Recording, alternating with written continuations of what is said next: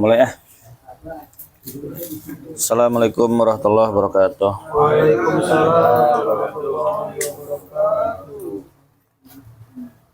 Innal hamdalillah nahmaduhu wa nasta'inuhu wa nastaghfiruh wa na'udzu billahi min syururi anfusina wa min sayyiati a'malina may yahdihillahu fala mudilla lahu wa may yudlil fala hadiyalah. Asyhadu an la ilaha illallah wahdahu la syarika lah wa asyhadu anna Muhammadan abduhu wa rasuluh. Allahumma shalli wa sallim ala sayyidina Muhammad wa ala ali sayyidina Muhammad. Qala Allah ta'ala fil Qur'anil Karim. Bismillahirrahmanirrahim. Subhanaka la ilma lana illa ma 'allamtana innaka antal alimul hakim. Fas'alu ahla zikri in kuntum la ta'lamun. Rabbana zidna ilman nafi'a warzuqna fahma wasi'a wa amalan mutaqabbala. Ya Allah, berilah kami ilmu yang bermanfaat, lindungi kami dari ilmu yang salah, lindungi kami dari niat yang salah, lindungi kami dari amal yang salah. Amin ya rabbal alamin.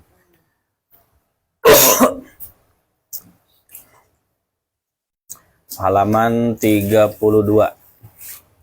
ya, halaman 32. Ntar aja. Pembahasan kita kali ini sama masih tentang wudhu 4 mazhab.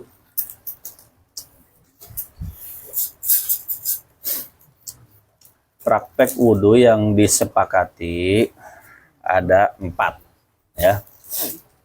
Ada 4. Apa aja?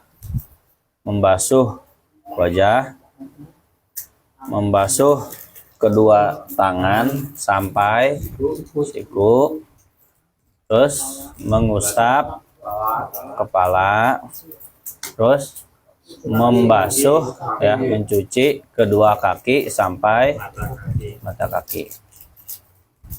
Lagi ya kata-katanya, ya. Pertama apa? Yang disepakati, ya, membasuh wajah, ya, membasuh wajah. Membasuh, ya, bahasanya membasuh, membasuh wajah. Terus yang kedua membasuh tangan sampai siku, membasuh kedua tangan sampai siku. Yang ketiga mengusap kepala, ya, mengusap kepala. Maksudnya rambutnya, cuman rambut yang nempel di kepala, ya, bukan rambut panjang, bukan. Terus ujungnya bukan. Membasuh, mengusap. Kalau kepala mengusap bahasanya. Terus kaki apa? Membasuh atau mencuci kedua kaki sampai mata kaki. Nah, itu aja yang disepakati oleh 4 mazhab. Niat ada yang menyelisihi, Imam Hanafi, mazhab Hanafi menyelisihi. Jadi nggak wajib niat katanya. Tertib ada yang menyelisihi, mazhab Hanafi dan Malik.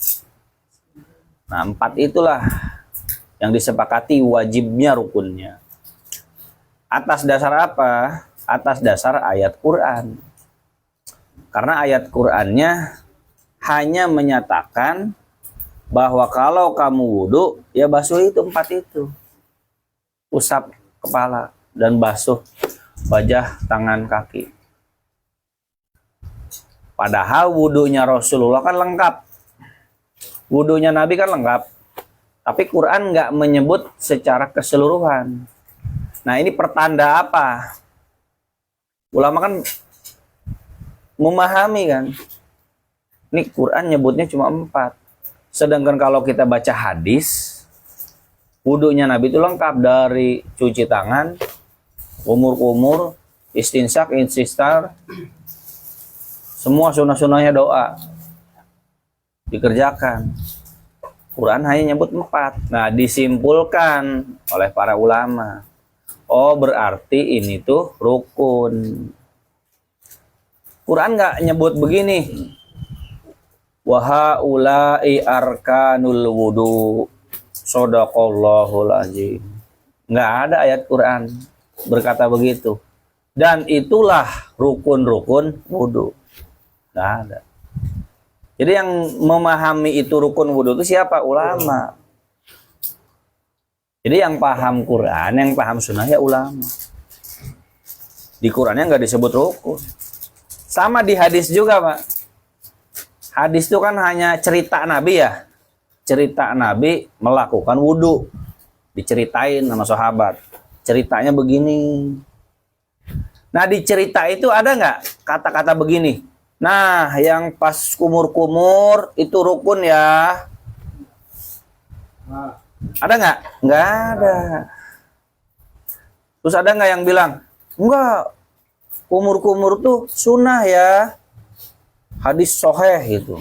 Nabi ngomong begitu? Enggak. Nabi nggak bilang begitu. Nabi nggak bilang gini. Nabi, lihat ya sahabat, saya mau wudhu nih. Catat ya.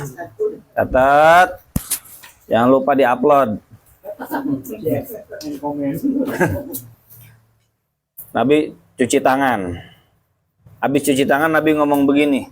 Nah, ini sunnah, ya. Catat tuh, jangan lupa tuh. Ini sunnah loh. Bahasa Arab tentunya. Pas kumur-kumur Nabi juga bilang, nah ini juga sunnah nih. Nah, pas wajah rukun, ya. Enggak, Nabi nggak bilang begitu, Pak. Memang hadis dan Quran itu sifatnya global. Nabi hanya melakukan aja. Ada yang Nabi jelaskan, tapi ternyata penjelasannya itu juga dipahami beda. Perbuatan Nabi juga ada yang dipahami beda. Nah, kenapa terjadi perbedaan? Karena ulama berbeda dalam memahami perbuatan Nabi. Berbeda. Ini Nabi itu ngelakuin ini hukumnya apa ya? Kata Hambali nih, Nabi wudhu selalu kumur-kumur, selalu cuci tangan, selalu ngirup air, selalu baca bismillah. Yang dipahami Hambali ya. Akhirnya kesimpulannya apa kata Hambali? Ini wajib. Wudhu nggak kumur-kumur nggak sah. Itu kata Nabi, apa kata para ulama? Ulama. Walaupun ulama itu ngutip hadis. Paham ya? Ini pokok penting di dalam memahami agama nih, Pak. Kalau ada ustadz, siapapun dia, ya, mau jenggotnya panjang, jubahnya lebar ya, imamahnya gede, fasih ngomongnya qala Allah wa qala Rasulullah, ya. Ketika dia menjelaskan satu ayat Quran, hadis, maka itu adalah tafsir pemahaman ustadz tersebut, bukan pemahamannya Rasulullah. Gitu ya. Jadi jangan kegocek. Ini ustadz nyebut hadis, oh berarti ini Rasulullah fikihnya. Bukan. Semua ulama juga pakai Quran, pakai hadis. Gitu. Nah, ulama semua pakai Quran, pakai hadis. Cuman ketika mereka melihat ayat Quran, melihat hadis, mereka berbeda dalam menentukan hukumnya. Sunnah. Qurannya sama, hadisnya sama. Beda dalam memahaminya. Beda dalam menentukan status hukumnya. Begitu. Nah, itulah fikih. Kita ini orang awam belajar agama itu bukan langsung ke dalil, tapi belajarnya ke fikih. Apa kata fikih? Nah, kita disuguhin fikihnya Imam Syafi'i. Kata fikih Syafi'i, ini rukun. Gitu. Ini sunnah.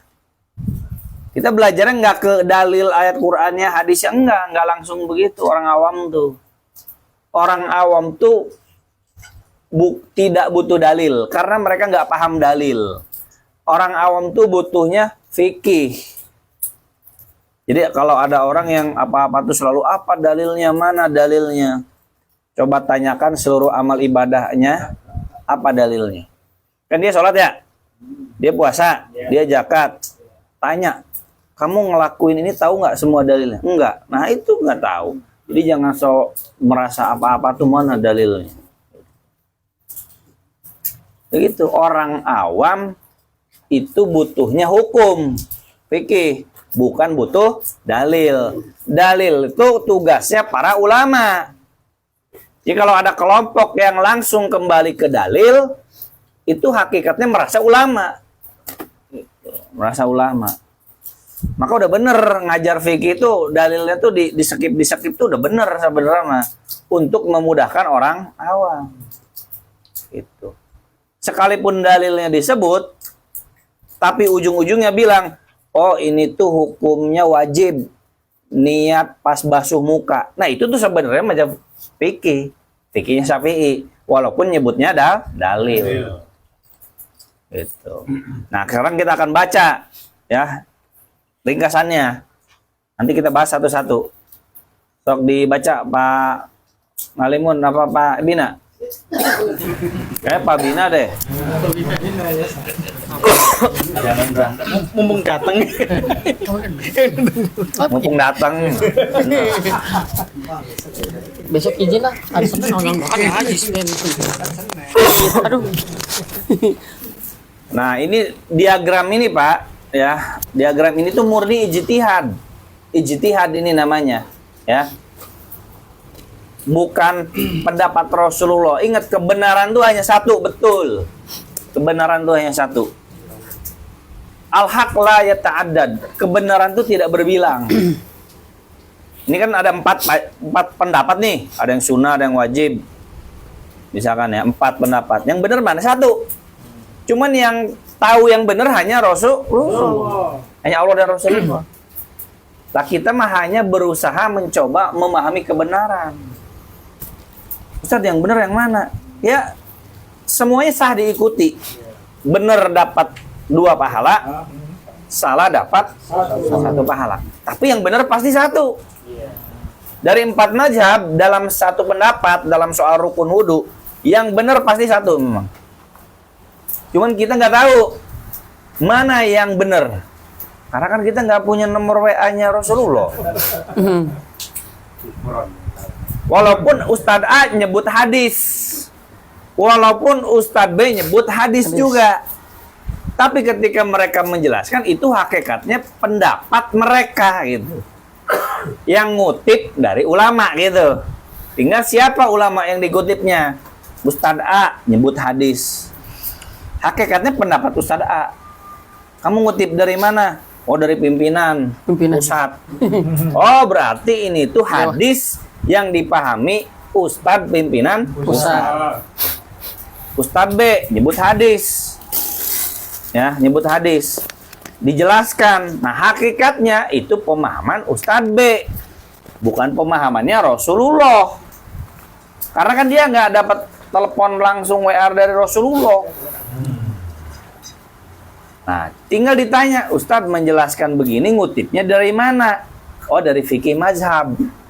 Nah, berarti pada dasarnya itu adalah ngutip ulama mazhab. Itu. Jadi, kebenaran itu benar, cuma 1 memang. Cuman kita nggak tahu mana yang benar dalam persoalan furu'. Ingat ya, dalam persoalan furu', dalam persoalan cabang. Tapi kalau dalam persoalan usul, ya jelas kita tahu kebenaran itu yang mana. Contoh, Allah itu 1 apa 2? 1. Itu jelas kebenarannya. Kiblat itu Ka'bah apa Cianjur? Ya Ka'bah pasti. Gitu. Dalam persoalan pokok, usul, kebenaran hanya 1, tidak berbilang. Tapi dalam persoalan furu', kebenaran betul hanya 1. Tapi kita nggak tahu mana yang benarnya itu. Nah, wilayahnya ijtihad. Ijtihad itu wilayahnya siapa? Ulama. Kita ini bukan ulama. Kita tinggal pilih ijtihadnya siapa. Syukur-syukur bisa baca langsung fikih mazhab. Ayahnya misalkan, saya nggak percaya sama Ustadz Iqbal ngutip fikih Syafi'inya, ya silakan baca langsung kitab. Silakan. Saya beli langsung ke toko buku atau download di internet. Dikutip, misalkan download fikih kitab Imam Nawawi, Al-Majmu' Syarhul Muhazzam. Karena lewat saya nggak percaya, nggak yakin, pengen langsung, ya udah tinggal dicek aja. Bener nggak kata Imam Nawawi ini hukumnya wajib? Download kitabnya, beli kitabnya. Itu memang level yang bagusnya begitu, langsung cek kitabnya. Cuma kan nggak semua orang awam bisa begitu ya? Iya. Orang awam kan cukup percaya sama ustadznya kan? Iya. Gimana mau ngecek, udah percaya sama ustadz aja. Kata Ustadz Anu, Imam Syafi'i bilangnya wajib. Wah, itu. Nah, sok baca. Ringkasan praktek wudu, perbandingan mazhab. Langsung aja berikut ringkas. Oh ya, langsung 1. 1. Untuk niat 4 mazhab, Hanafi sunnah, Maliki wajib, Syafi'i wajib, Hambali wajib. Nah, niat. Berarti yang berbeda siapa? Hanafi. Alasannya, dalilnya ada nggak? Pasti ada. Kan nggak mungkin Imam Hanafi, mazhab Hanafi itu hasil ngitung kancing. Wajib sunnah. Sunnah. dah tetepin ya sunnah ya. Siapa yang ikut mazhab Hanafi, pokoknya harus ikut, itu sunnah. Kalian harus taklid semua sama saya. Kan nggak mungkin Pak, berjalan ribuan tahun ulama-ulama Hanafi itu pada taklid semua gitu Pak. Kan nggak mungkin banget gitu Pak. Pasti ada dalil alasannya. Nah nanti dibahas alasannya apa. Berarti Hanafi doang berbeda ya. Semuanya bilang wajib niat. Cuman prakteknya beda. Kalau Syafi'i kan pas muka. Hambali sama Maliki mah ya dari awal. Terus yang dua basmalah.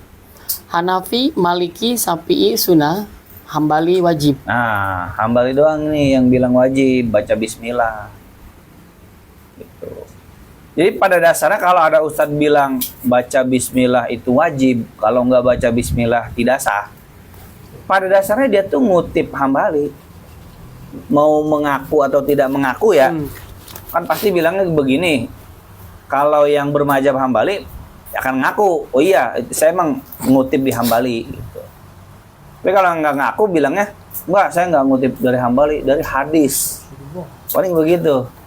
Dia nggak akan mau ngomong ngutip dari mazhab tuh gitu Pak. Karena ya anti ulama. Aslinya mereka itu sebenarnya anti ulama. Anti ngutip pendapat ulama. Gitu. Pengennya kalau ngajar tuh langsung aja hadis Quran. Gitu. Mau disandarkan ke mazhab tuh, wah ini fanatik buta, taklid nenek moyang, nggak usah, jangan, langsung aja Rasulullah. Gitu. Lagian kan biar jualannya laku juga di depan orang awam, gitu kan? Yeah. Kan kata orang-orang tuh, wah ini ustadz ini mah nggak pakai mazhab katanya, nggak pakai kola perkataan manusia, Rasulullah langsung yang dikutipnya. Lebih percaya sama ustadz yang ngutip Rasulullah, hadis, sahih gitu kan, langsung ke Rasulullah. Gitu. Tapi padahal sebenarnya kalau kita telusuri itu sebenarnya ke Hambali larinya mah. Cuman sayangnya kan banyak orang juga yang nggak ngaku. Ujung-ujungnya Hambali. Dalam perkara baca bismillah. Lanjut terus. Cuci telapak tangan. Hanafi, Maliki, Syafi'i sunnah, Hambali wajib. Nah, Hambali wajib. Terus bersiwak. 4 mazhab sunnah. Nah, sepakat semuanya ya. Ya karena kemungkinan Nabi nggak selalu bersiwak. Iya. Gitu. Hadis-hadis yang dibaca, hadisnya bukan baca satu ya.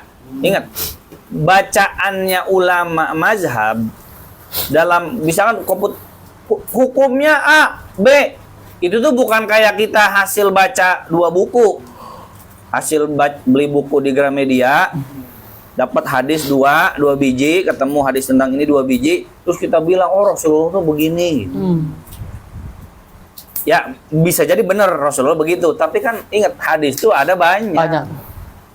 Nah kalau ulama mazhab bilang, oh ini hukumnya A, nah itu pasti hasil baca ribuan hadis. Semua hadis itu dibaca, diingat, disimpulkan. Kayak bapak-bapak nih baca saya, itu jangan baca satu kejadian. Ustadz Iqbal tahun 2004 pernah ngomong A. Nah ini kesimpulannya. Jangan begitu, harusnya dibaca semuanya. Dibaca semuanya. Oh dulu pernah ngomong ini, 2021, 2022, 2023. Ulama mazhab tuh hafal semua hadis gitu Pak, kira-kira. Semua hadis dipahami, dibaca, kesimpulannya dipilih A, gitu. Jadi bukan mereka tuh nggak tahu hadis ini, bukan. Tahu, tapi dipahami beda. Lebih milih hadis yang ini, gitu. Lanjut. Kumur, istinsar. Hanafi, Maliki, Syafi'i sunnah, Hambali wajib. Terus. Nah, ini berarti kalau Hambali mah nggak sah ini. Kalau nggak kumur-kumur ya, nggak sah. Kumur. Nggak cuci tangan juga nggak sah. Langsung muka tuh nggak sah. Hambali mah. Nggak baca bismillah nggak sah. Terus. Basuh wajah, 4 mazhab wajib. Karena jelas sekali Qurannya. Terus. Tahlil, Nyela-nyela sunnah. 4 mazhab sunnah. Nah, terus Basuh tangan 4 mazhab wajib. terus Usap kepala Hanafi. mazhab Hanafi wajib minimal 1/4. Mazhab Maliki wajib seluruh. Syafi'i wajib sebagian. Hambali wajib seluruh. Nah, 1/4. terus lanjut. Basuh telinga Hanafi, Maliki, Syafi'i sunnah, Hambali wajib. Nah, gini Pak. Ini kalau lihat karakteristik Hambali, Banyak wudhu minimalis itu agak susah ya. Wudhu minimalis sebotol tuh agak susah dia tuh. Pantesan larinya ke tayamum gitu. Karena wudhu tuh kayaknya harus gucupak-gucupak, kejebar-kejebur gitu. Olah. Gue lari ke tayamum aja gitu. Mungkin karakteristiknya rada-rada Hambali. Kalau Syafi'i kan gampang, tinggal langsung aja kan. Nggak perlu ada cuci tangan. Bukan nggak perlu tuh nggak usah ya. Sunnah itu dianjurkan. Lanjut terus. Basuh kaki 4 mazhab wajib. Mendahulukan kanan. Kanan Mendahulukan kiri. Iya kanan tuh maksudnya Iya. mendahulukan kanan ya. mendahulukan kanan 4 mazhab sunnah. Nah, sunnah semua. Tahjil 4 mazhab sunnah. Tahjil tuh ini melebihkan basuhan. Misalkan sampai siku dilebihkan segini. Kaki sampai betis. Sebab iya. Auratnya.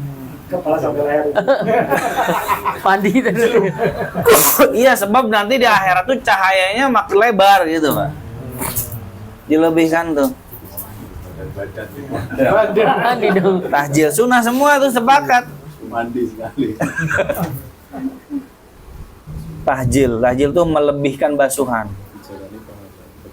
Kan wajibnya mata kaki, nah di sunnahnya tuh sampai betis. Terus 3 kali 4 mazhab sunnah. nah sunnah semuanya. Terus Dalk Hanafi sunnah, Maliki wajib, Syafi'i dan Hambali sunnah. nah Dalk mau Maliki mah harus digosok. gosok. Saya sekarang ini wudhu jadi selalu keingetan Maliki. Digosok. Saya jarang digosok. Apalagi kaki-kaki kan kadang kita malas Males. bungkuknya gitu, Pak. Kita langsung aja diguyur gitu ya. Ya. Atau air gini-gini doang Iya. gitu kan kaki kan. Rata pasti. Syafi'i kan saya mah gitu. Kan Maliki dari mana? Campuran boleh Bang. Lagian Boleh Maliki juga campuran. taunya itu doang pasti kan. Boleh campuran di Makanya ngaku aja Maliki dari mana? Syafi'i udah. Kalau Maliki mah wajib digosok itu, Pak. Udah ada yang nanya. Sebenarnya Kalau nggak digosok nggak sah. nah, jawab dulu. Kalau Maliki ya wajib dalak Asal beraksi digosok. berturut tapi nggak jadi sampai kemana dulu nggak kan nggak Ya. boleh. Terus Muwalah Hanafi, Syafi'i sunnah, Maliki dan Hambali wajib. nah mualah tuh terus menerus, nggak ada jeda. Syafi'i sunnah. Jadi ada jeda, yang penting masih niat wudu ya. Ya saya masih niat wudu, tar dulu ya kalau depan sebentar, gitu kan. 5 menit misalnya, tapi diterusin bisa. Oh, Yang penting masih niat wudu. Kecuali niat walaupun jeda sebentar tapi niatnya tuh diputus wudu.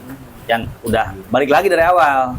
Tapi kalau masih niat wudu, misalkan wudu nih habis muka, tinggalan barang, lupa ngunci atau misalnya ketinggalan barang. Saya masih niat wudu, ambil dulu itu. Ya tinggal terusin aja. Kalau Syafi'i itu sama Hanafi ya. Ya, Maliki sama Hambali wajib. wajib. Mualah tuh. Kalau keselang berarti wajib ulang dari awal. Kalau Hambali ngulangnya dari cuci tangan. Oh iya. oh iya. Ngulang dari cuci tangan. Gitu. Terus Wajib Hanafi sunnah, Maliki, Syafi'i, Hambali wajib. wajib. Nah, Hanafi doang nih yang rada beda. Maliki kalau nggak salah nggak wajib deh, ini salah tulis kali ustadznya. Nah kayak gini nih perlu ngecek langsung tuh mana yang salah tulis mana enggak gitu, Pak. Pentingnya bisa baca kitab tuh maksudnya begini. Ustadz tuh kan bisa salah ngutip, Pak. Saya bisa salah ngomong, Ustadz Sarwat bisa salah ngomong, Ustadz Rumah Fikih bisa salah ngomong. Bisa jadi pas ngelihat kitabnya ngantuk, salah tulis gitu. Seingat saya tuh Maliki juga tertib tuh sunnah. Maliki sama Hanafi. Cuman di sini tulis wajib. Ntar dicek langsung lah di PDF-nya, coba ntar dicek. Intinya ada ulama yang bilang tertib itu Wajib sunnah. Berarti kaki duluan. Boleh. Boleh ya, bukan dianjurkan. Iya, boleh. Boleh. Cuman agak aneh ya. Nah, kalau Syafi'i wajib ya? Wajib, tertib itu. Hambali, nah itu kan modenya mode kopas langsung aja. Terus Doa 4 mazhab sunnah. nah, sunnah 4 macam doa. Terus Sholat sunnah 4 mazhab sunnah. sunnah semua. Nah, pada prakteknya semua sama, Pak. Saya yakin, Pak. Jika semua mazhab ini mengamalkan sunnah-sunnahnya, semuanya dipraktekkan nih. Misalkan nih, ada orang 4 orang. Dia mazhab Hanafi, yang kedua Maliki, yang ketiga Syafi'i, yang keempat Hambali. Wudu, kita rekam nih. Mereka mengamalkan semua sunnahnya. Sama nggak? Ya sama, nggak ada bedanya. Yang beda tuh apanya? Keyakinannya. Ya, keyakinannya. Prakteknya mah sama aja. Cuman keyakinannya. Yang Hanafi ditanya, kamu tadi niat gak? Ya niat dong. Tapi kalau nggak niat gimana? Nggak apa-apa sih. Gitu doang bedanya. Yang Maliki niat gak? Ya niat gitu. Kalau nggak niat gimana? Ya nggak sah gitu. Syafi'i ditanya, kamu niat gak? Oh niat dong. Kapan niatnya? Pas basuh wajah. Hambali, kamu niat gak? Niat dong. Kapan niatnya? Dari awal. Jadi yang membedakan tuh apanya? Keyakinannya. Prakteknya, jika semua sunnahnya dikerjakan, semuanya sama, gak ada yang beda. Dan gak ada juga tuh mazhab Hanafi iseng-iseng gitu, wah kan tertibkan sunnah gitu, sengaja gitu belagu gitu ya, nunjukin gitu. Nih gua Hanafi nih, langsung kaki dulu, gitu kan kaki. Habis itu telinga, wajah. Kok begitu wudunya Hanafi, ngaji nggak lu? Tapi ada yang kelupaan nanti ya. Ya nggak gitu juga. Saya yakin nggak ada tuh yang sengaja meraktekin begitu, Pak. Ini ranahnya ilmu, Pak. Biasanya yang anti mazhab akan bilang begini, biasanya. Mereka tuh akan ngorek-ngorek pendapat yang aneh di mazhab. Akan dijelek-jelekin sama mereka tuh. Tuh, mazhab ini aneh. Masa begitu? Oh, jangan ikut mazhab, aneh-aneh. Ikut Rasulullah aja. Maksud ikut Rasulullah, ikut saya, gitu. Cuma kan di-skip kata sayanya. Ikut Rasulullah. Jangan ikut mazhab, ikut saya aja, mau ustaz-ustaz saya. Gitu. Ya, emang begitu, Pak. Biasanya yang anti mazhab dia akan tampilkan pendapat-pendapat mazhab yang nyeleneh. Karena kan kita kebanyakan Syafi'i, pemahaman kita Syafi'i. Dikasih tahu tuh kalau mazhab ini mah begini, aneh kan? Iya, makanya nggak usah ikut mazhab. Dalil aja, ikut dalil. Dia aja ikut dalil, aneh juga ada pendapatnya, sama aja kan ya? Lanjut. Dari 19 praktik wudhu di atas, tampak bahwa para ulama menyepakati 4 praktik yang dihukumi sebagai rukun yang wajib dilakukan. Mereka juga menyepakati 7 praktik yang dihukumi sunnah dan 8 praktik yang diperselisihkan antara wajib dan sunnah. Praktik wudhu yang disepakati wajib adalah membasuh wajah, membasuh tangan hingga siku, mengusap kepala, membasuh kaki hingga mata kaki. Sedangkan 7 praktik yang disepakati sunnah adalah bersiwak sebelum wudhu, tahlil, mendahulukan anggota tubuh yang kanan atas kiri, gurah muhajalin, 3 kali basuhan, berdoa setelah wudhu, sholat sunnah setelah wudhu. Adapun ke-8 praktik yang diperselisihkan hukumnya antara wajib dan sunnah adalah niat, tasmiyah atau membaca basmalah, cuci tangan sebelum wudhu, madmadah, istinsak dan istinsar, membasuh telinga, dalk atau menggosok badan, muwalah, dan tertib. Berikut penjelasan lebih rinci ke-19 praktik wudhu di atas. Nah, ulama 4 mazhab ini semuanya kembali ke Quran dan hadis nggak?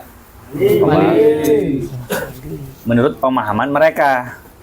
Jadi kembali ke Quran hadis itu kata siapa jadi satu? Enggak. Kata siapa balik ke Quran hadis terus jadi sama gitu? Enggak. Tetap aja bakal beda dalam memahaminya. Yang pasti satu tuh kembali ke Rasulullah saat masih hidup. Ingat nih Pak kata-kata saya ini. Kembali ke Quran Sunnah itu tidak pasti jadi satu pendapat. Ya. Kan ayatnya sama tuh satu tuh. Fagsilu wujuhakum wa aydiyakum ilal marafiq wamsahu biru'usikum wa arjulakum ilal ka'bain. Ayatnya satu kan? Semuanya balik ke situ kan? Balik ke Quran kan? Empat-empatnya balik ke Quran sama kan? Sama balik ke Quran, sama baliknya. Hasilnya sama apa beda? Beda. Jadi kata siapa? Kembali ke Quran kita akan bersatu. Enggak. Kembali ke Quran ya ada yang satu dalam perkara usul, tetap beda dalam perkara furu. Yang pasti bersatu, pasti sama, itu kembali ke Rasulullah saat masih hidup. Pasti satu. Pasti sama, gak mungkin beda. Kan gak mungkin begini, ada Rasulullah masih hidup, Imam 4 masih hidup misalkan. Nanya ke Nabi, ya Rasulullah ini rukun atau bukan? Kata Nabi itu bukan rukun. Kira-kira kompak semua nggak? Sepakat semua kan? Oh iya berarti saya salah dong selama ini. Kan gak mungkin, oh enggak saya beda. Ya gak mungkin. Rasulnya beda. Kalau Rasul masih hidup. Nah kita ini kan balik ke hadis bukan balik ke Rasul masih hidup. Hadis itu kan cerita gitu kan. Teks. Bukan orang hidup. Teks itu kan cara bacanya beda kan. Cara memahaminya beda. Kita aja WA. Orang nadanya bisa beda-beda kan. Iya. Assalamualaikum Pak Ustadz. Waalaikumsalam Ustadz. Bisa gitu kan? Bisa. Tergantung baca tulisannya sama. Gitu. Teks tuh dipahaminya bisa beragam. Ya kalau orang masih hidup jelas gitu. Jadi kembali ke Quran tuh tidak pasti sama, tidak melulu pasti bersatu, tidak. Berbeda ya berbeda. Yang pasti bersatu, pasti sama, kembali ke Rasulullah saat masih hidup. Gitu. Ketika Rasulullah wafat, maka perbedaan itu hal yang wajar. Maka tidak boleh ada satu kelompok pun yang mengklaim dialah yang paling sunnah, dialah yang paling Rasulullah. Nggak boleh. Karena semuanya ranah ijtihad. Baca lanjut. Praktik wudu. A. Niat. Para ulama sepakat bahwa niat adalah urusan hati bukan lisan. Nah, semua ulama sepakat niat itu Urusan pasti di apa? Di hati. Bukan lisan. Bukan diucapkan. Diucapkan tuh bukan niat. Diucapkan tuh namanya melafazkan niat, bukan niat. Bedain ya. Melafazkan niat dengan niat. Niat mah semua ulama sepakat pasti di hati. Terus yang diucapin apa? Nawaitu sauma godin, itu melafazkan niat. Maksudnya begini. Ini bapak-bapak nih pas taraweh, habis taraweh ngomong gini, nawaitu sauma godin, tadi dalam hati nggak mau puasa besok niat. Ngomong mah ngomong kan? Iya. Tapi hatinya enggak. Niat gak tuh? Yang enggak. Walaupun dia mengucapkan. Paham ya? Tapi kalau ucapan sama hati seragam, iya saya besok niat puasa. Ya berarti niat gitu. Enggak diucapkan. Saya enggak ngucapin diam hati doang. Saya niat puasa. Ya Allah. Ini niat itu namanya. Semua ulama sepakat. Niat itu di dalam Hati. Cuma mereka beda dalam status hukum ketika mengucapkan. Apa sih hukumnya kalau diucapin? Coba terus. Niat adalah apa yang ditekadkan di dalam hati seseorang tatkala memulai mengerjakan suatu ibadah. Sebagaimana mereka sepakat bahwa melafazkannya tidaklah menjadi sebab sah atau tidaknya ibadah wudu. Nah, Sebagaimana melafazkan tuh bukan syarat sah. Ya, melafazkan itu bukan syarat sah. Orang awam mungkin pemahamannya malah itu syarat sah. Kalau nggak usoli, kalau nggak nawa itu, mending gak usah wudhu sholat. Ini kejadian, Pak. Orang awam banyak yang salah paham. Ya karena nggak ngaji, jauh dari agama. Mikirnya sholat bisa, saya bisa sholat, ngapain ngaji? Dan dia nggak bisa melawan rasa malas. Ini kan datang ke sini tuh ngelawan rasa malas, Pak. Kalau nggak ngerasa ngelawan rasa malas, nggak datang ke sini. Apa melawan rasa lapar di sini? Tuh lapar. Oh, full pick aja.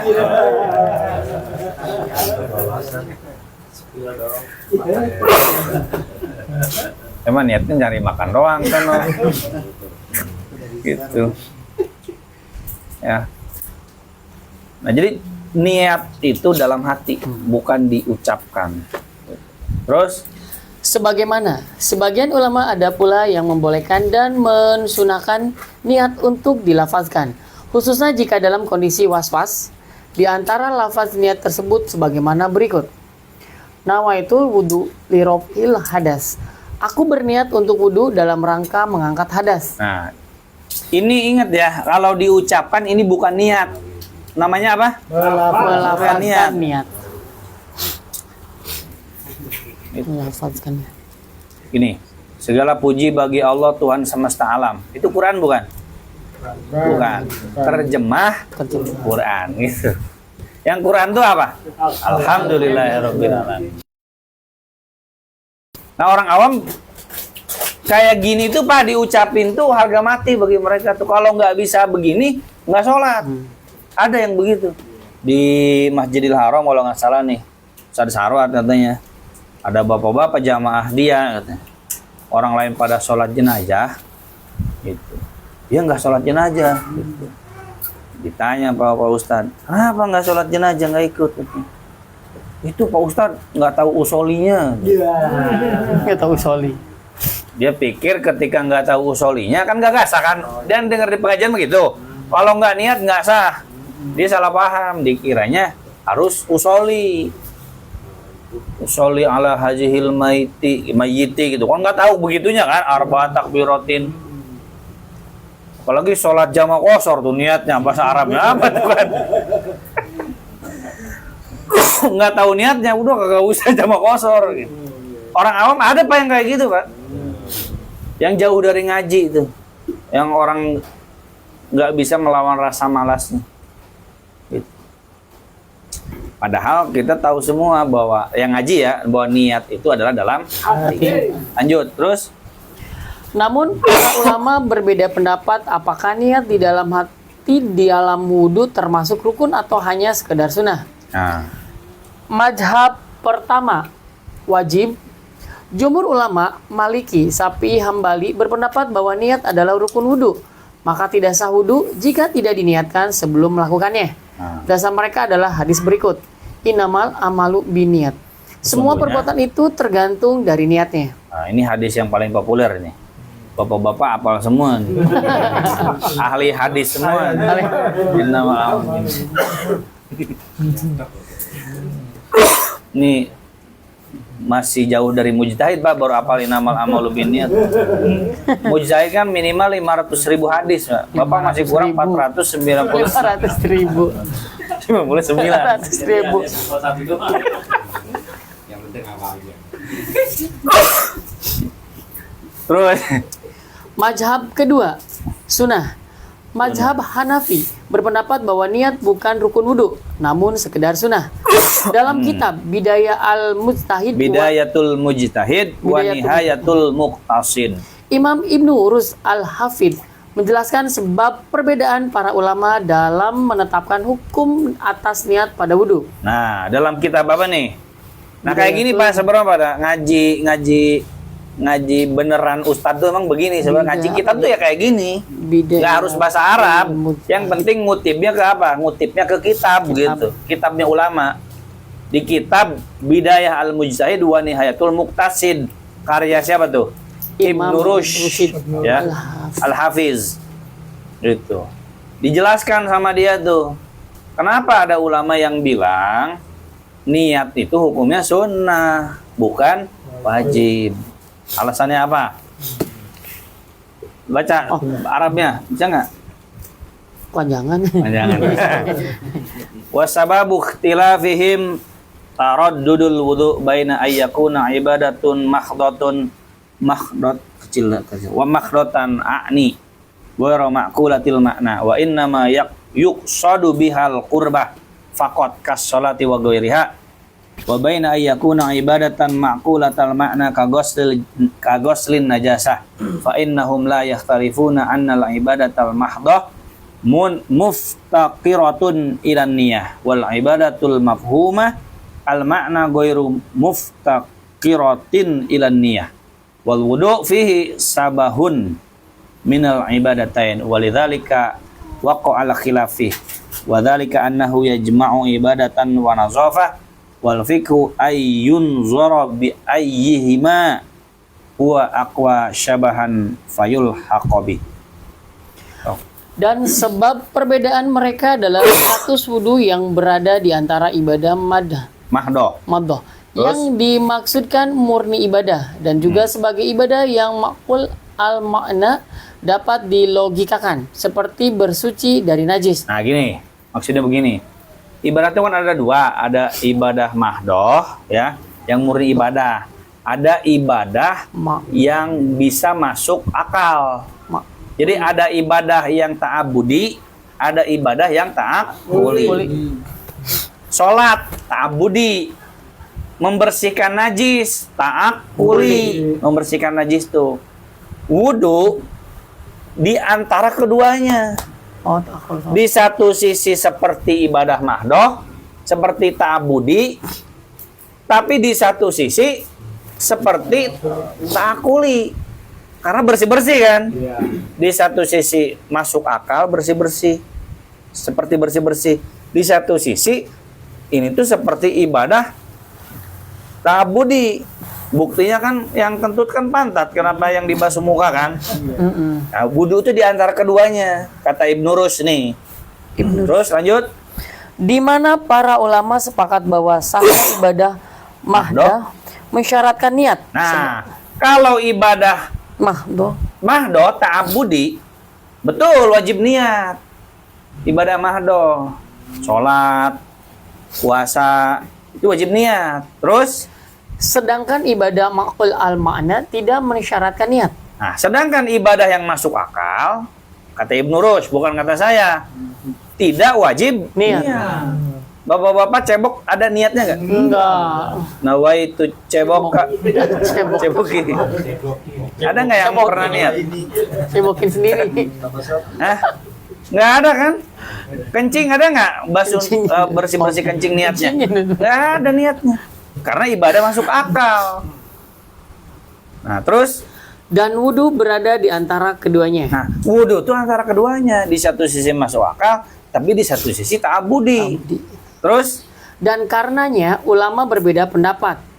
Sebab wudhu menggabungkan antara unsur ibadah dan unsur nazofah atau kebersihan. Terus? Di mana fikih kemudian menilai pada sifat apakah wudhu lebih kuat dari keduanya. Nah, ulama makanya beda pendapat. Tadi nih. Kalau wudhu dianggap ibadah ta'abudi 100%, iya bener, wajib niat. Cuman masalahnya Hanafi merasa wudhu itu rada masuk akal, rada makulil makna, sebab bersih. Oh, karena itulah dalam mazhab Hanafi dipahami, oh nggak wajib niat itu. Kalau sholat iya wajib niat, tapi kalau wudhu ya sunnah, gitu Pak kesimpulannya. Buktinya membersihkan najis nggak pakai niat. Panjang lagi dia. Nggak kan? Nggak pakai niat kan? Sah kan membersihkan najisnya kan? Yang penting apa? Hilang kotorannya. Itu alasannya. Terus lanjut. B. Tasmiyah atau membaca basmalah. Para ulama sepakat bahwa disyariatkan untuk membaca basmalah atau disebut dengan tasmiyah sebelum berwudu. Hal ini berdasarkan hadis berikut. Sok baca, Pak Daninya baca hadisnya deh. Saya kadang kalau di Karamal lu baca hadis itu di skip biar cepat.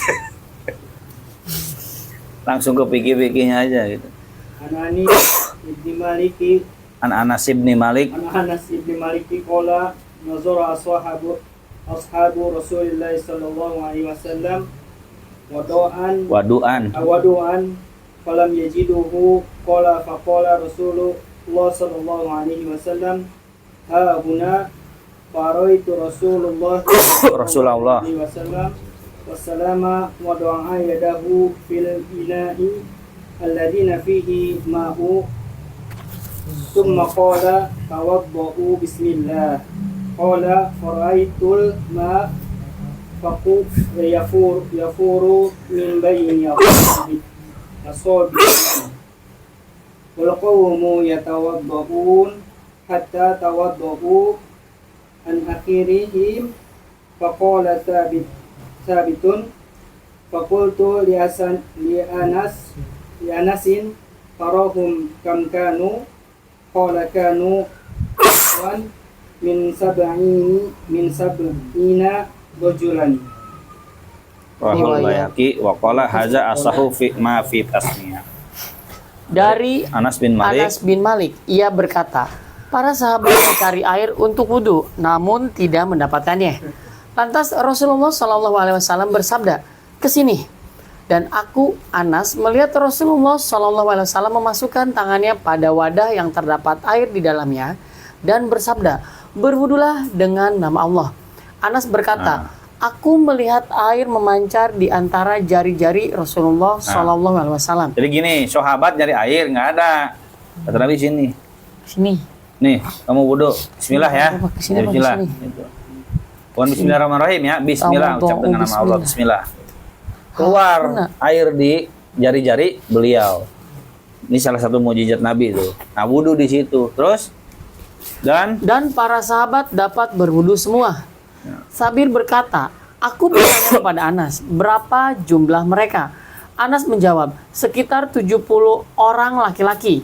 Hadis riwayat Bayhaqi, dan ia berkata, hadis ini adalah hadis paling sahih dalam masalah tasmiyah. Nah, ini ada hadisnya memang. 70 orang laki-laki. Bahwa Nabi nyuruh apa? Nyuruh baca Ada, Pak. Bismillah. Cuman masalahnya nyuruh ini tuh Nabi bilang gini nggak? Baca Bismillah ya, karena Bismillah itu termasuk rukun.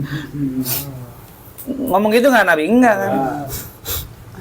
Nabi nyuruh tuh perintah itu dianggap apa? Perintah itu wajib apa anjuran? Gitu. Tapi kan kita kemarin udah baca ya, ada hadis Nabi wudhu baca Bismillah nggak? Enggak ya, makanya bacanya bukan cuma satu hadis, ada hadis lain. Nabi nggak baca Bismillah. Gitu. Terus lanjut. Langsung artinya. Mazhab kedua. Setiap perkara penting. Bawahnya tuh bawah hadis. An Abi Hurairah nggak dibaca itu. Oh ini. Dari Abu Hurairah. Kan belum sampai ke sini. Ini di sini dari Abu Hurairah. Belum. Belum. Hadis riwayat Bayhaqi itu belum baca mananya. Dari Abu Hurairah. Oh ini, salah baca lewat sisi. Maaf. Dari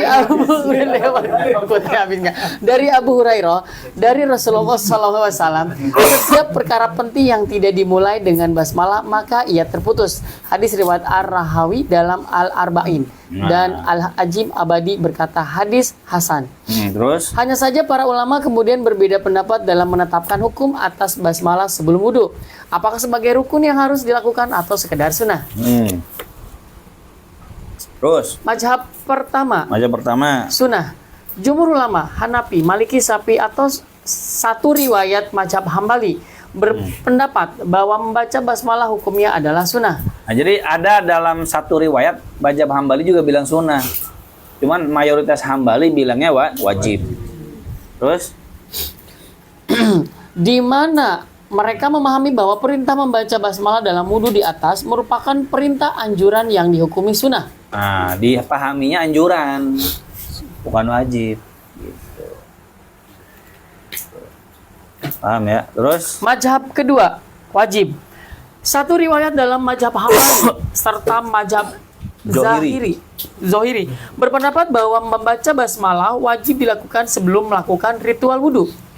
Di mana jika seseorang sengaja tidak membaca basmalah sebelum wudhu, maka wudunya tidaklah sah.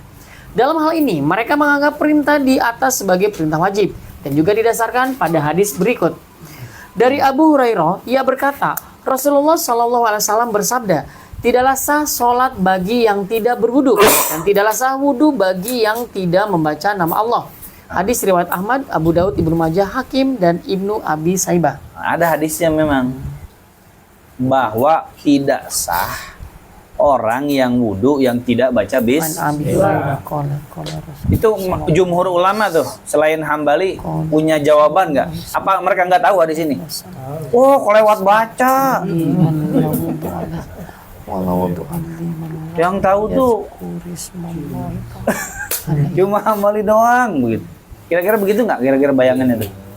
Iya. Kira-kira mereka tuh 3 mazhab tuh mayoritas ulama punya tahu hadis ini nggak? Kira-kira? Tahu. Nah, tahu. Kira-kira tahu. Punya jawaban nggak?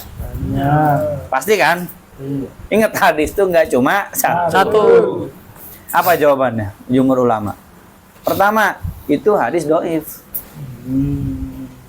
Kata yang pro bilangnya apa? Sahih. Makanya dipakai. Kata mazhab lain selain Hambali, enggak, ini hadis doif. Karena doif nggak dipakai. Udah selesai. Jadi beda dalam menetapkan apa? Sahih dan doifnya hadis.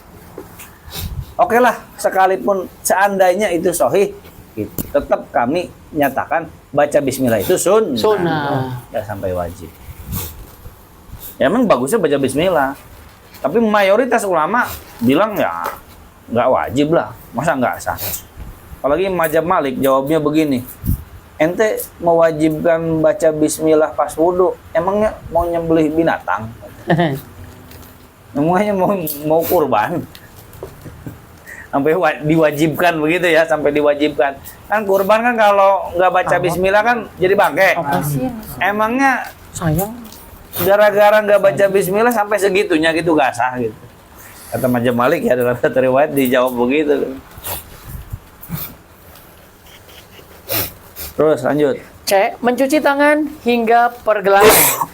Para ulama sepakat bahwa mencuci kedua tangan hingga pergelangan sebelum mencelupkan tangan ke dalam wadah air untuk berwudu adalah disyariatkan. Sebagaimana dijelaskan pada hadis-hadis berikut. Dari Humron bahwa Utsman radhiyallahu anhu meminta air wudhu, lalu ia membasuh kedua telapak tangannya 3 kali.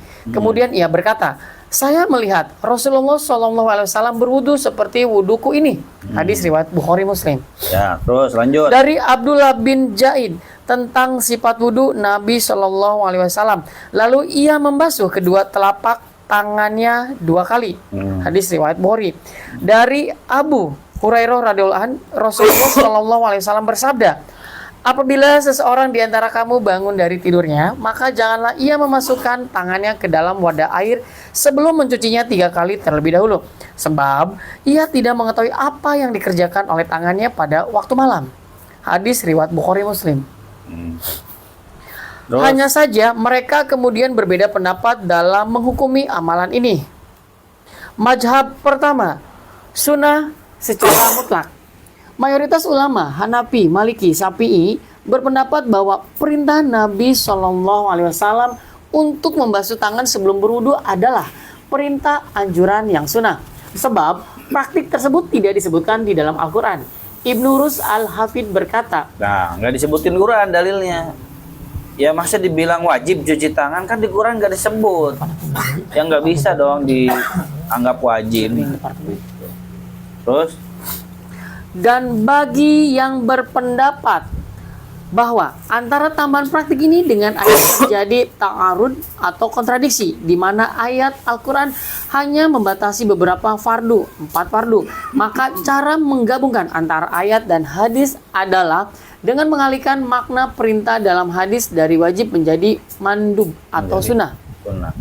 Kan ada hadis bilang cuci tanganlah, gitu kan, intinya begitu 3 kali. Sementara ayat Quran bilang apa? Ada yang dua. Cukup 4 anggota. anggota. Gitu. Rukun. Berarti kan ini kan kalau ini dipahami sebagai wajib cuci tangan, terus Quran ketinggalan gitu, gimana? Oh, berarti dipahaminya yang rukun itu ya tetap di Quran.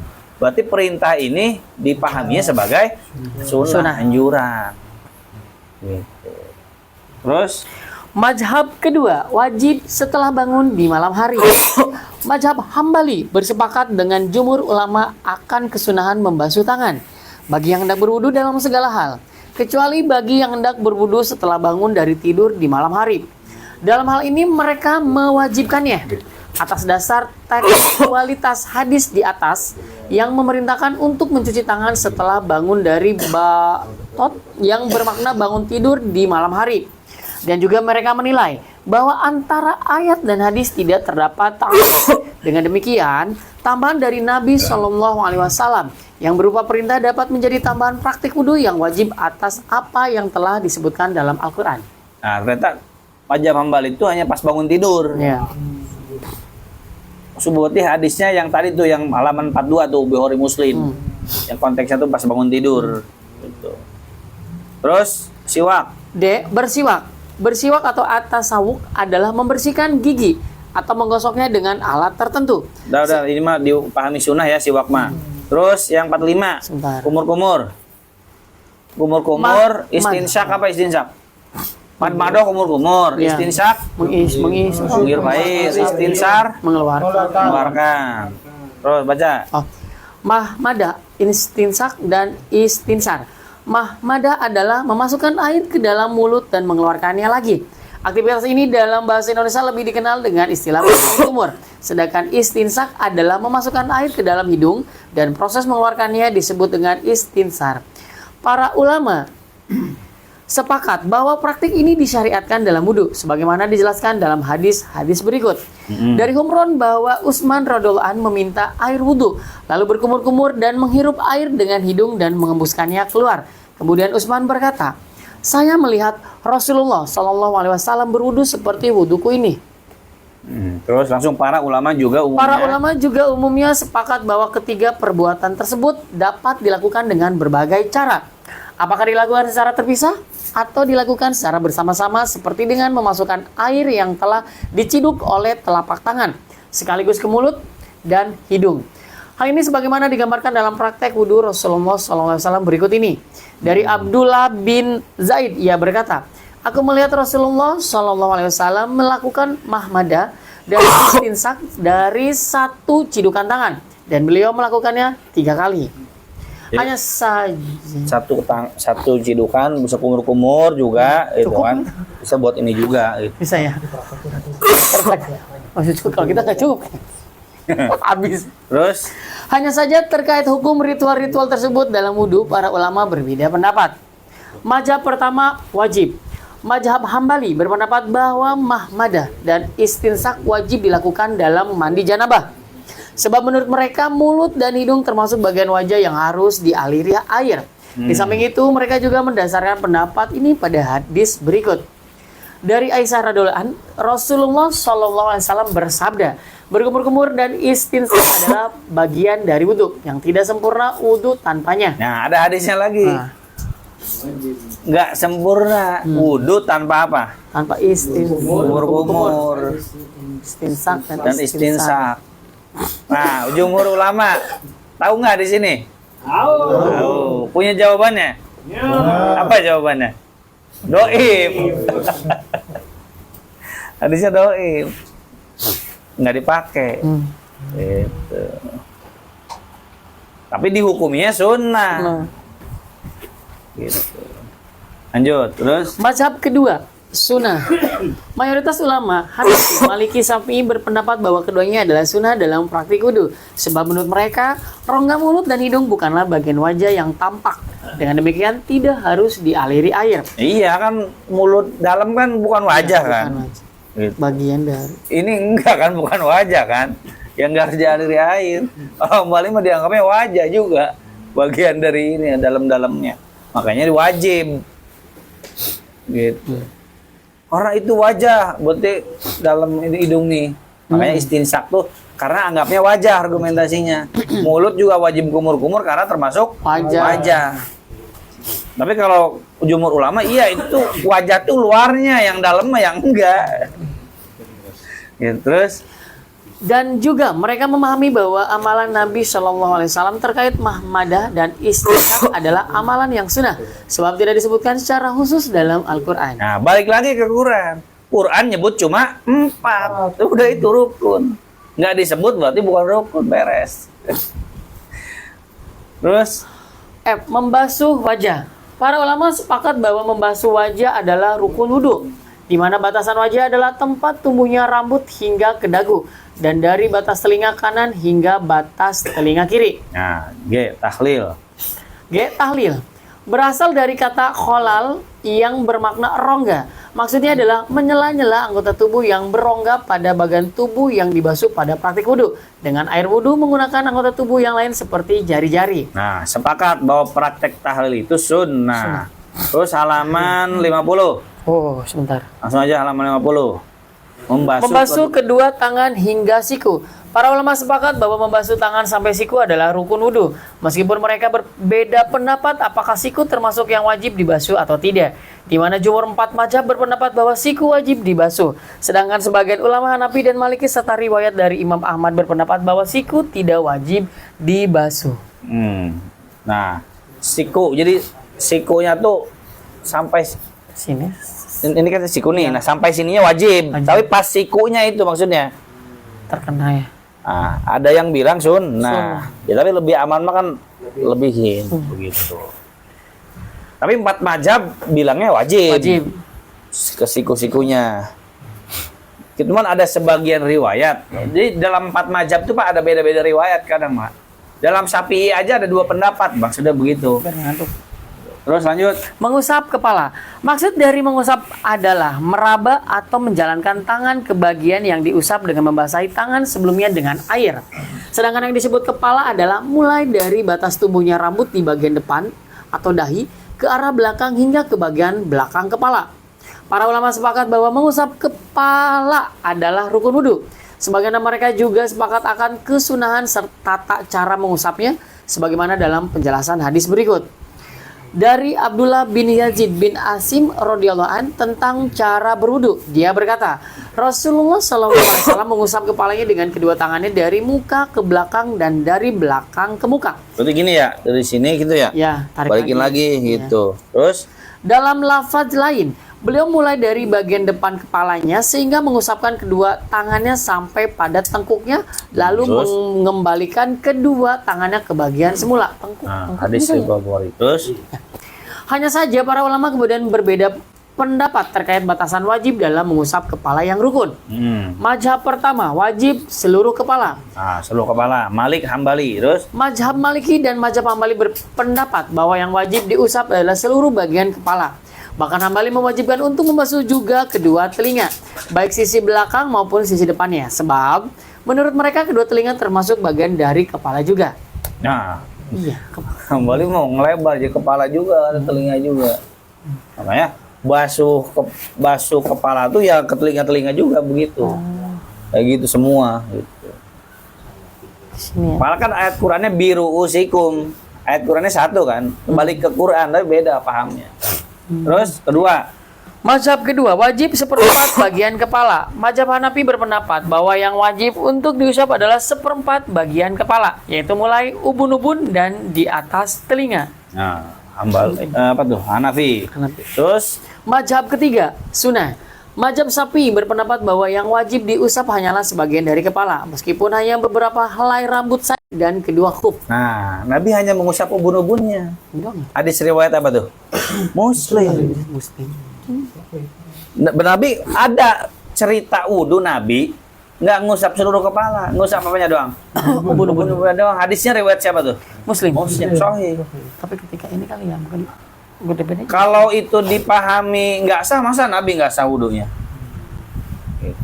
Berarti mengusap seluruh kepala hukumnya sunnah. Sunnah. Berdasarkan hadis ini. Gitu. Karena Nabi pernah melakukan itu.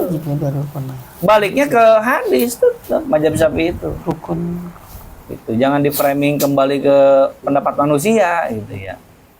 Ya, semuanya juga manusia yang ngomong bilang pendapat Rasulullah juga, dia juga manusia juga sebenarnya gitu. Terus lanjut. Membasuh telinga. Para ulama Habisin sepakat deh. Terus. Para ulama sepakat bahwa disyariatkan dalam wudhu untuk membasuh telinga. Sebagaimana mereka juga sepakat akan disunahkannya membasuh telinga dengan membasuh sisi dalamnya dengan jari telunjuk dan membasuh sisi luarnya dengan ibu jari. Sebagaimana dijelaskan dalam hadis berikut. Dah. Terus hanya saja Hanya saja para ulama berbeda pendapat akan hukum membasuh telinga dalam praktik wudhu. Mazhab pertama sunnah. Jumhur ulama Hanafi, Maliki, Syafi'i berpendapat bahwa membasuh kedua daun telinga bukan termasuk rukun wudhu, melainkan sunnah. Sebagaimana mereka juga sepakat akan disunahkannya membasuh daun telinga dengan air yang baru. dasar mereka. Dasar mereka adalah hadis berikut dari Abdullah bin Zaid al-Ansori bahwa dirinya pernah melihat Rasulullah SAW berwudu lalu membasuh kedua telinganya dengan air yang baru, bukan air bekas membasuh kepalanya. Terus Mazhab kedua wajib. Mazhab Hambali berpendapat bahwa membasuh telinga atau mengusapnya bersamaan dengan mengusap kepala adalah wajib. Dalam hal ini mereka menganggap telinga sebagai bagian dari kepala yang wajib diusap dengan air. nah, jadi kita ketahuan nih Hambali itu kenapa sih sampai bilang kumur-kumur wajib? Sebab menganggap bagian dalam kumur-kumur itu termasuk wajah. Kan Quran bilangnya fagsilu wujuhakum. Termasuk bagian mulut dalam juga wajah. Makanya kumur-kumur wajib. Istinsar wajib. Kenapa? Karena bagian dari wajah. Kenapa wajib basuh telinga? Karena telinga itu bagian dari kepala. Bagian dari kepala. Jadi gitu Pak cara dipahaminya gitu. Memahaminya. Terus Membasuh kedua ya. Membasuh kedua kaki hingga mata kaki. Para ulama sepakat kaki termasuk anggota tubuh yang harus dibasuh air, di mana menurut jumhur ulama batasannya adalah hingga membasahi mata kaki. Sebagaimana mereka juga berpendapat bahwa yang wajib adalah dibasuh bukan diusap. Nah, dibasuh ya kaki itu, bukan diusap. Maksudnya bukan usap tuh begini. Nih air nih di tangan kita, air kerang, ngocor terus tangan kita begini. Nanti kan ada air nempel. Nah, itu namanya yang usap. Kalau kayak gitu. Tapi kalau basuh itu ya diguyur.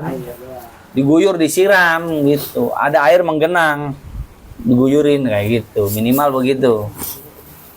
Terus Mendahulukan anggota tubuh yang kanan. nah, Para sunnah. ulama Dah, itu mau lewat sunnah. Terus halaman 56. memanjangkan Gurrah muhajjalin. Batas minimal dari membasuh wajah dalam wudhu adalah mulai dari telinga kanan sampai ke telinga kiri secara horizontal dan mulai dari tempat tumbuh rambut kira-kira 1 telunjuk dari tempat tumbuhnya alis hingga ke dagu secara vertikal. Batas minimal yang harus dibasuh dari kedua tangan adalah mulai dari ujung ke 10 jari hingga melewati siku. Dan batas minimal yang harus dibasuh dari kedua kaki adalah mulai dari ke 10 ujung jari kaki hingga batas mata kaki. Batasan di atas adalah batasan wudhu yang dikategorikan rukun. Namun jika ada yang melebihkan batasan dalam membasuh anggota wudhunya, maka perkara ini disepakati para ulama sebagai sunnah wudhu. Dah, lanjut ya, terus. Tuh hadisnya aja. Aku mendengar Nabi SAW bersabda, sungguh umatku akan diseru pada hari kiamat dalam keadaan bercahaya. Nah, gurrah muhajjilin, bercahaya. Gurron muhajjalin. Muhajjalin. Terus? Karena bekas wudhunya. Nah, cahaya bekas wudu gurron muhajjalin. Terus? Maka siapa yang mampu melebihkan panjang sinar pada tubuhnya, maka lakukanlah. Hadis riwayat Bukhari Muslim. Terus 3 kali sunnah. 3 kali. Sunnah dah. Terus nomor 8, menggosok. Menggosok atau dalk, sebagaimana dalam mandi janabah, dalk adalah menggosok-gosokkan tangan ke atas anggota wudhu setelah dibasuh air. Para ulama sepakat bahwa perkara ini disyariatkan dalam praktek wudhu sebagaimana dijelaskan dalam hadis berikut. Nah, mazhab pertama sunnah, udah masih aja. Mazhab kedua apa? Wajib. Yang bilang wajib gosok-gosok mazhab Malik. Tapi masuk akal ya. Gosok-gosok tuh maksudnya biar air tuh rata. Iya. Beradab. Bilang wajib. Bisa.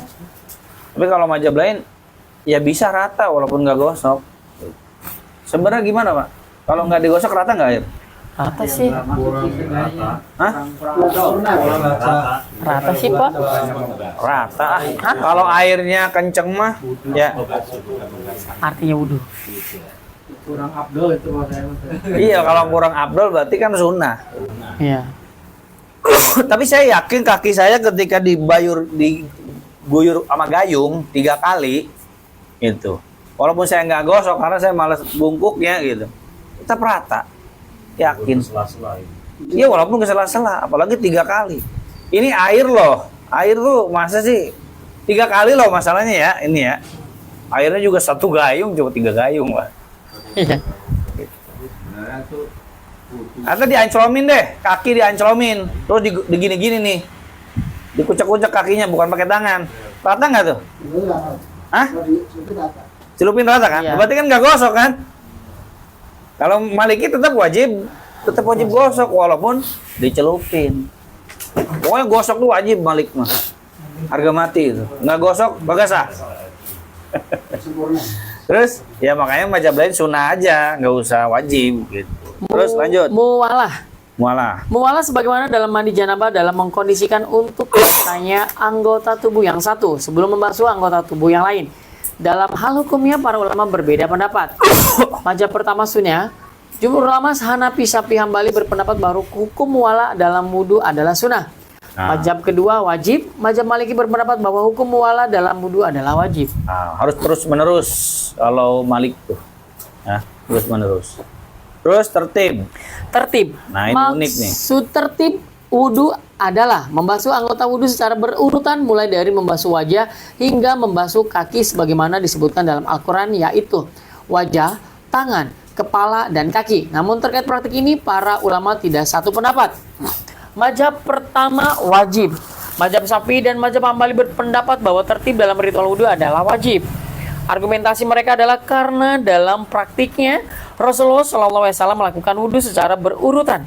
Tidak pernah diriwayatkan bahwa beliau berwudhu dengan urutan yang acak. Di samping itu, membasuh seluruh anggota wudhu secara bersama-sama juga termasuk tidak dianggap sah dalam ritual wudhu. Ya masuk akal berurutan karena kita selama ini wudhu tuh pasti berurutan. Cuma ada yang gosok. Nah, terus ada yang bilang nggak wajib. Mazhab kedua sunnah muakkadah. Mazhab Hanafi dan mazhab Maliki berpendapat bahwa tertib dalam wudhu tidaklah wajib, melainkan hanya sunnah muakkadah. Argumentasi mereka adalah bahwa urutan wudhu yang disebutkan di dalam Al-Quran tidaklah mengisyaratkan kewajiban untuk tertib, sebab kata penghubungannya bukan summa yang bermakna kemudian atau setelah itu. Di samping itu mereka juga bersandar pada atsar sahabat berikut ini. Abdullah bin Mas'ud berkata, aku tidak peduli dari mana aku mulai dalam wudhu. Nah, alasannya gini, yang bilang tertib itu nggak wajib. Pertama, ayat Qur'annya kan bukan kata-kata summa. Fagsilu wujuhakum wau kan huruf wau. Wa aidiakum ilal marafiq wamsahu wau lagi kan dan. Wamsahu usaplah kepala kalian biru usikum wa arjulakum. Hurufnya wau kan? Wau. Kalau tertib harusnya summa. Ayat Qur'annya. Kemudian Masalahnya ayat Qur'annya bukan summa tapi huruf wau. Wau di situ kata ahli bahasa nih tidak menunjukkan urutan. Kalau summa kan kemudian. Yang namanya kemudian pasti urutan kan? Gitu. korekara. Katanya pada nih. A, kemudian B, C, kemudian D. Nah, berarti berurutan. Tapi kalau bahasanya A dan B, bukan berurutan kan? Bukan. Gitu. A kemudian B. Dan itu pertama, alasannya satu, dianalisa dari bahasa ayat Qur'annya. Kata Malik dan Hanafi. Ada riwayat sahabat, Pak. Riwayat sahabat bilang apa? Abdullah bin Mas'ud bilang begini, aku nggak peduli tuh kalau wudhu dari mana aku mulai. Bebas katanya. Kata siapa? Abdullah bin Mas'ud. Orang juga. Terus qala Ibnu Abbas. Ibnu Abbas berkata, tidak mengapa memulai dengan dua kaki sebelum kedua tangan. Tuh. Hadis riwayat Tidak mengapa mulai dengan kedua kaki sebelum kedua tangan. Hadis riwayat apa tuh? Daruqutni. Nah, ini pendapat dipegang oleh siapa? Malik dan Hanafi. Tidak wajib berurutan. Dalilnya 3 berarti. Lafaz Quran bukan summa. Pendapat Ibnu Mas'ud, pendapat Ibnu Abbas. Nah, selain mazhab Hanafi Maliki punya jawaban nggak terhadap dalil? Punya. Jawabannya apa? Hadis doib. Biasa begitu. Ibnu Mas'ud itu doib tuh hadisnya. Yang Ibnu Abbas juga doib, di riwayat bahwa Ibnu Abbas begitu doib tuh. Gitu. Terus lanjut. Doa dalam praktik wudhu setidaknya dibedakan dalam dua bentuk. Satu, doa dalam pada setiap basuhan anggota wudhu. Dan dua, doa setelah berwudhu. Nah, dah, wallahu a'lam bishawab. Nah, baca sendiri ya, itu doa setelah wudhu tuh. Doa-doanya baca sendiri tuh, panjang. Terus ada juga doa setiap basuhan. Halaman 66 tuh, doa setiap basuhan. Jadi doa tuh ada dua, berarti doa wudhu. Doa setelah wudhu, doa setiap basuhan anggota tubuh. Dah gitu. Barangkali ada pertanyaan, Pak. Pak Suwaji, tadi mau nanya? Oh, tadi mau nanya. Aku moderator. Kalau ngajarin ke orang awam mah cukup satu aja ya, fikih Syafi'i udah beres gitu doang. Kalau dalam rangka wawasan boleh. Tangan, kepala sama. Kalau saya begitu. Kalau saya nyampein ada mazhab A, ada mazhab B, berarti itu niat saya itu sedang memberikan wawasan. Tapi kalau saya skip, mazhab ini skip, mazhab itu skip, saya cuma bilang Syafi'i doang, berarti itu dalam rangka mempermudah. Tergantung konteksnya. Saya juga ada kalau lagi ngajar, biar kayaknya takut puyeng mereka, saya bilang aja, udah pokoknya gini wajib, kata mazhab Syafi'i gitu. Tapi kalau saya sampaikan pendapat mazhab A, mazhab B, mazhab C, itu tuh dalam rangka memberi wawasan. Nah kalau yang anti mazhab, nggak mau ngutip mazhab tuh, gitu. Ngutip mazhab tuh anti, Pak, kecuali ngutip dalam rangka untuk membantah. Jadi mereka tuh nyebut menurut mazhab Syafi'i begini, tapi dalam iramanya tuh irama membantah. Kalau sengaja ngutip tuh nggak mau mereka tuh, nggak mau sengaja ngutip, misalkan ngajar fikih wudu gitu ya, sengaja. Menurut mazhab Syafi'i ini hukumnya wajib gitu. Dalam rangka niatnya ngajarin mazhab gitu, itu nggak mau mereka tuh. Umumnya mereka nggak mau. Umumnya lebih memilih baca hadis dan langsung digiring ke pemahaman kelompoknya. Nah ini menurut hadis ini, menurut kami begini gitu langsung. Kan itu kan nilai jualnya kan lebih ini juga gitu. Lebih bagus gitu kan. Umat kan dengernya kan, wah hadis nih Rasulullah kayak gitu kan. Digiringnya langsung ke situ. Nah kalau fikih itu memang dari dulu begini, Pak. Fikih itu aslinya begini dari dulu tuh. Disebutin mazhab Syafi'i, yang Syafi'i doang. Kalau lagi belajar perbandingan ya disebutin semua mazhab. Karena memang ciri khas mazhab itu kesannya tuh begini. Belajar agama tuh menurut si fulan, menurut si fulan, menurut si fulan. Kenapa nggak langsung Rasulullah aja gitu. Kesannya tuh belajar agama tuh jadi menurut si A, menurut si B, menurut si C gitu. Padahal ketika dia men-skip mazhab A, mazhab B, mazhab C, mazhab D, dia ngomong pendapat dia, hakikatnya itu pendapat fulan juga gitu, Pak. Cuman dibungkusnya rapi gitu, Pak. Orang tuh nggak ngelihat, oh ini kata si fulan, enggak, orang nggak ngelihat kata si fulan. Ngelihatnya kata siapa? Rasulullah gitu. Trik marketingnya bagus emang gitu, Pak. Lebih memukau gitu. Ya emang saya juga awal-awal terkesannya begitu gitu, Pak. Belajar fikih sholat, apalagi fikih sholat ini wudhu aja banyak kan ya. Sholat apalagi gerakannya dari apa tuh? Dari mulai berdiri, niat kan, takbiratul ihram sampai salam. Itu mazhab, kalau bahas mazhab 4 itu banyak sekali, Pak. Emang kadang kita tuh waktu belum paham mazhabnya mazhab, dalam hati tuh begini. Kok belajar agama kayak kata si fulan, kata si fulan, kata si anu. Udahlah kata Rasulullah aja. Gitu. Tapi setelah kita dipahamkan fikih mazhab, ya bilang si fulan tuh bukan tukang cilok. Si fulannya ulama. Gitu. Supaya kita tahu, oh ulama tuh beda pendapat gitu. Dan semuanya kembali ke Quran, hadis. Terus yang itu gimana? Yang Ustadz langsung ngutip hadis. Itu juga hakikatnya si fulan. Cuman pulan-pulan yang lain dihilangin. Ikutnya pulan saya aja gitu. Pulan kan jadinya. Nah gitu Pak, wallahu alam bisawab.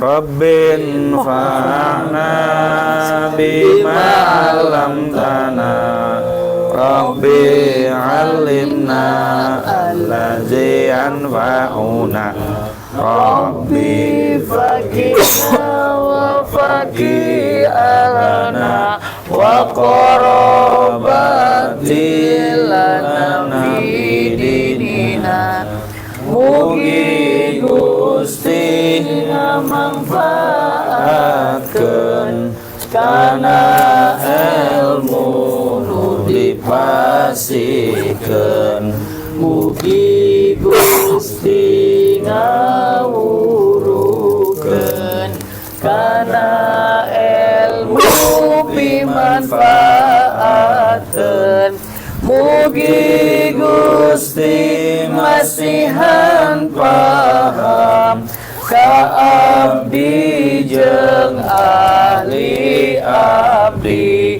kabaraya baraya abdi dina ilmu agama Gusti tawassalna bita'alumin tawassalna bitalimi antar zuqona wasi'a wa antar zuqona amalam abdi tawasul ku pangaosan abdi tawasul ku pangurukan mugi Gusti ngarizkian kajembaran keamanan subhanakallahumma bihamdika asyhadu an la ilaha illa anta astaghfiruka wa atubu ilaik. Assalamualaikum warahmatullahi wabarakatuh. Waalaikumsalam.